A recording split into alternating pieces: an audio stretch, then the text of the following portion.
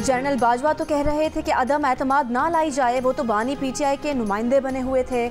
Opposition रहनुमाओं के इजलास में मेरे सामने मौलाना फजलुर रहमान ने अदम एतमाद वापस लेने की बात पर मुज़ाहमत की।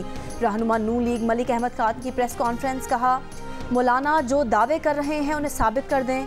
पीटीआई मुल्क के खिलाफ साजिश कर रही है, ये सब मुझे मौलाना की तकारीर से पता चला।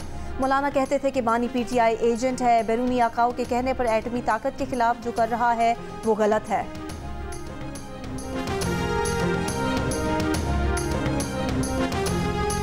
मौलाना सियासत में आ नहीं रहे, सियासत से जा रहे हैं। मौलाना बताएं हमें किसके कहने पर पीडीएम से निकाला गया। रहनुमा पीपल्स पार्टी फैसल करीम कुंडी का मौलाना फजलुर रहमान पर वार, कहा आज जेयूआई और तहरीक इंसाफ वाले इकट्ठे हुए, अच्छी बात है। मौलाना फजलुर रहमान कह रहे हैं कि डीआई खान में उनका मैंडेट चोरी किया गया। मौलाना साहब बताएं मैंडेट चोरी करके किसको दिया गया। मौलाना साहब ने लॉन्ग मार्च और धरना लगाया था, फिर चले गए, किसके कहने पर किया और ख़त्म किया। सब मज़े लेने के बाद मौलाना फजलुर रहमान की जानिब से इन बातों का क्या फ़ायदा। तहरीक अदम एतमाद के बाद सबसे ज़्यादा फ़ायदा मौलाना फजलुर रहमान को मिला, वो कह देते और तहरीक अदम एतमाद का साथ ना देते।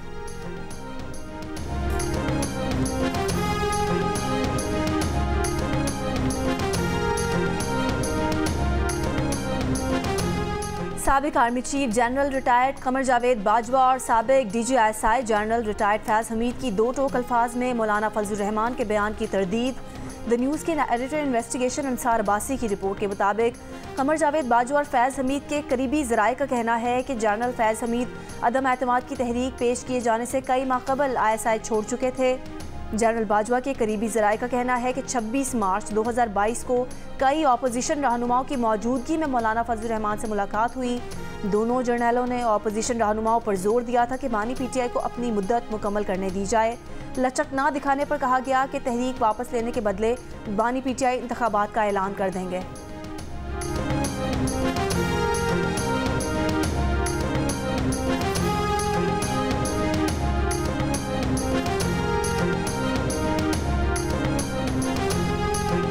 खैबर पख्तूनख्वा असेंबली में हुकूमत साजी के लिए पीटीआई का मौलाना फजलुर रहमान से मदद लेने पर गौर।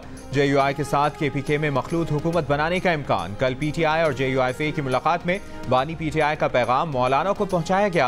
पीटीआई ने वज़ीर आज़म के उम्मीदवार उमर अयूब के लिए जेयूआईफे का वोट मांगा था। जेयूआई और पीटीआई रहनुमाओं ने कहा था कि इलेक्शन को धांधली ज़दा करार देना हमारा मुश्तरका नुक्ता है।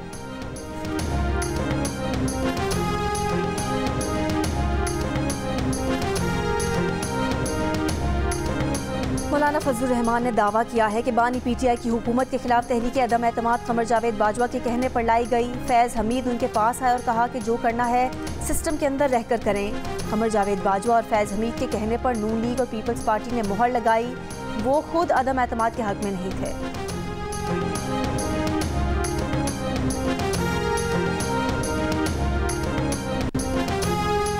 तहरीक इंसाफ का जमात इस्लामी की क़यादत से राब्ता। पीटीआई रहनुमा लतीफ़ खोसा का रहनुमा जमात इस्लामी लियाकत बलोच को टेलीफोन। इश्तराक के अमल पर सिराजुल हक के मौक़िफ़ की हिमायत। तर्जुमान जमात इस्लामी ने कहा कि सियासी जमातों में मुज़ाकरात का रास्ता हमेशा खुला रहता है। पीटीआई रहनुमा आमिर डोगर का भी जमात इस्लामी के तर्जुमान कैसर शरीफ से राब्ता, कहा मुलाकात की ख्वाहिश का इजहार। कैसर शरीफ ने कहा कि मुलाकात का वक्त और जगह क़यादत से मुशावरत के बाद बताया जाएगा।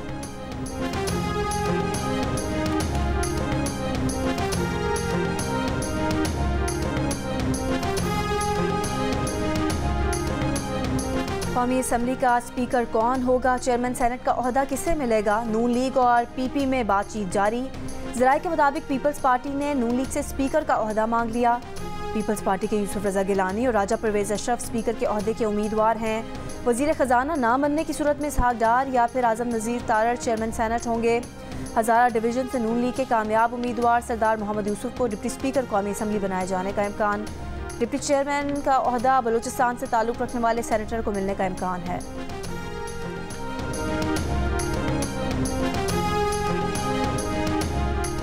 सिंध का वज़ीर आला कौन होगा, मुशावरत आज होगी। पीपल्स पार्टी की क़यादत इस्लामाबाद से कराची पहुंच गई। वज़ीर आला के लिए नाम आसिफ अली जरदारी, बिलावल भुट्टो और फरियाल तालपुर की मुशावरत से दिया जाएगा। मुराद अली शाह वज़ीर आला सिंध के ओहदे के लिए मजबूत उम्मीदवार हैं। रहनुमा इस्तेहकाम पाकिस्तान पार्टी ऑन चौधरी का कहना है कि सलमान अकरम राजा ने आरओ के दफ्तर पर धावा बोला। मर्जी के रिजल्ट बनाने के लिए दबाव डाला गया। लड़ाई झगड़े का माहौल बन गया, जिस पर पुलिस ने सबको आरओ ऑफिस से बाहर निकाल दिया। उनकी जीत का ऐलान हो तो राजा साहब ने लाहौर से स्टे ले लिया।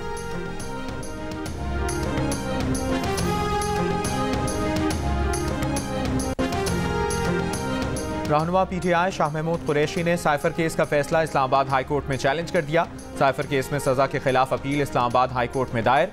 शाह महमूद के ऑफिशियल सीक्रेट एक्ट के तहत कायम खुसूसी अदालत का फैसला कलअदम करार देने की इस्तदा। ऑफिशियल सीक्रेट एक्ट की खुसूसी अदालत ने 30 जनवरी को 10 साल कैद का फैसला सुनाया था। शाह महमूद कुरैशी ने फैसला मुअत्तल करके जमानत पर रिहाई की दरखास्त भी दायर कर दी। इस्तदा की जब तक अपील ज़ेर इल्तवा है, फैसला मुअत्तल करके जमानत पर रिहाई दी जाए।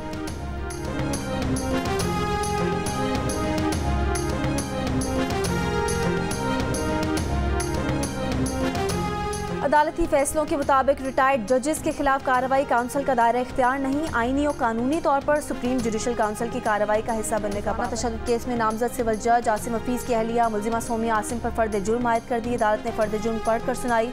मुलजिमा सोमिया आसिम का सेहत जुर्म से इनकार। अदालत ने सोमिया आसिम के खिलाफ ट्रायल का बाकायदा आगाज कर दिया। मुलाजिमा रिजवाना की वालिदा और वकला अदालत में पेश। अदालत ने अगली समाअत पर गवाहान को बयानात रिकॉर्ड करवाने के लिए तलब कर लिया। रिजवाना तशद्दुद केस की समाअत 20 मार्च तक मुलतवी। जुडिशल काउंसिल की कार्रवाई का हिस्सा बनने का पाबंद नहीं। साबिक जज सुप्रीम कोर्ट मुजाहिर नकवी का सेक्रेटरी सुप्रीम जुडिशल काउंसिल को खत। कहा मामले पर सुप्रीम जुडिशल काउंसिल इख्तियार से तजावुज कर रही है। 10 जनवरी को इस्तीफे की मंजूरी का नोटिफिकेशन ऑफिशियल गजट में शाया हो चुका है। सुप्रीम जुडिशल काउंसिल की समाअत आज भी हो रही है। गुज़श्ता रोज जस्टिस रिटायर्ड मुजाहिर नकवी के खिलाफ 7 गवाहों ने बयानात दिए। इंतखाबात के बाद नताइज में ताख़ीर और मुबैना धांधली के खिलाफ सिंध, बलोचिस्तान और खैबर पख्तूनख्वा में मुख्तलिफ सियासी जमातों की जानिब से एहतजाज और मुजाहिरे जारी। GDA का हैदराबाद जामशोरो बाईपास इंटरचेंज पर धरना। हैदराबाद जामशोरो बाईपास इंटरचेंज पर सिंध भर से काफिलों की आमद जारी। PB14 नसीराबाद में पीपल्स पार्टी का आरओ ऑफिस के सामने एहतजाजी धरना 8वें रोज़ में दाखिल। NA 253 और PB10 डेरा बुगटी में जमहूरी वतन पार्टी का एहतजाज। मुजाहिरीन ने रबी पुल पर टायर जलाकर रोड ब्लॉक कर दिया।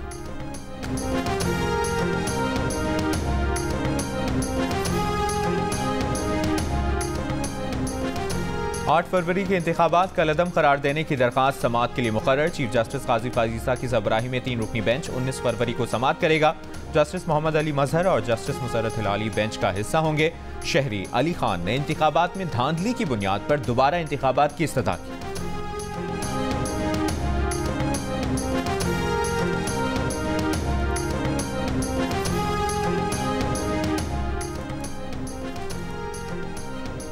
और पाकिस्तान सुपर लीग 9 की इफ्तिताही तकरीब कल लाहौर में होगी। इफ्तिताही तकरीब में मारूफ गुलकारा जलवागर होंगी। आतिशबाजी और लेज़र शो से शायकीन महजूज होंगे। इवेंट का इफ्तिताही मैच दिफाई चैंपियन लाहौर कलंदर्स और इस्लामाबाद यूनाइटेड के दरमियान खेला जाएगा।